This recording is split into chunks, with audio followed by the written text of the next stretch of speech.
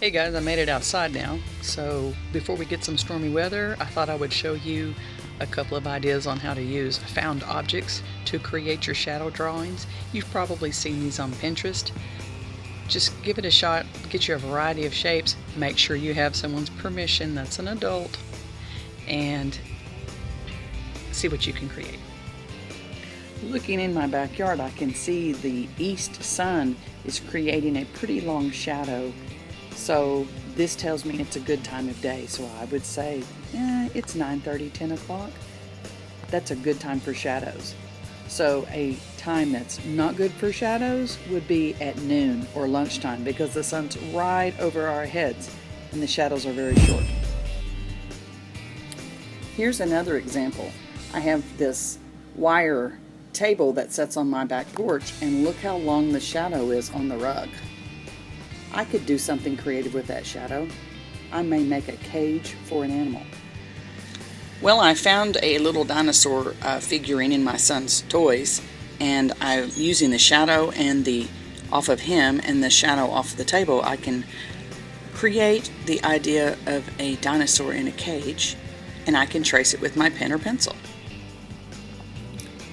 Here's a figurine of a bird that I have, and you can see how I have it placed.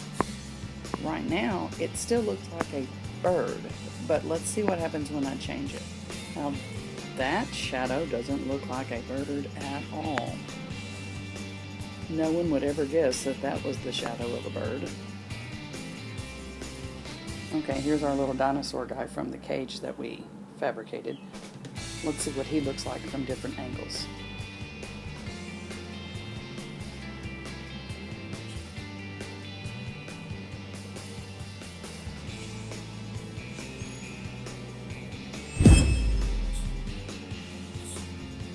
Here's 3 baseball figurines that were on a birthday cake. We could trace those, we could color those with our favorite team colors, and depending on the angle and the position of the sun, you could probably make your own baseball stadium if you wanted to create the infield and maybe the crowd in the stadium. Now, this is a silk flower that, if you try to use one of these, you need your adult's permission. But even by picking it up, maybe someone could hold it for you and you could draw it at angles. They would have to be very still, but you could trace it in blue and then move it, trace it in green, move it, trace it in purple, and you could create your own line drawing collage. If you have a flower bed or even some wild growing weeds that have flower blooms on them, you could find any number of those to create a shadow drawing. You might need an extra pair of hands. Someone might need to hold the paper down if it's a windy day, and they might help you rearrange shapes as the sun moves. And you might need to turn your paper when the sun moves, so be careful about those things. Here's another great texture that makes a great shadow. You might find something as simple as this and create a shadow drawing of your own forest. You could make your own wildlife picture. Okay, now I have a vegetable can, a box of crayons, a glue stick, and a bottle of glue. Using these found objects, I can create a city skyline.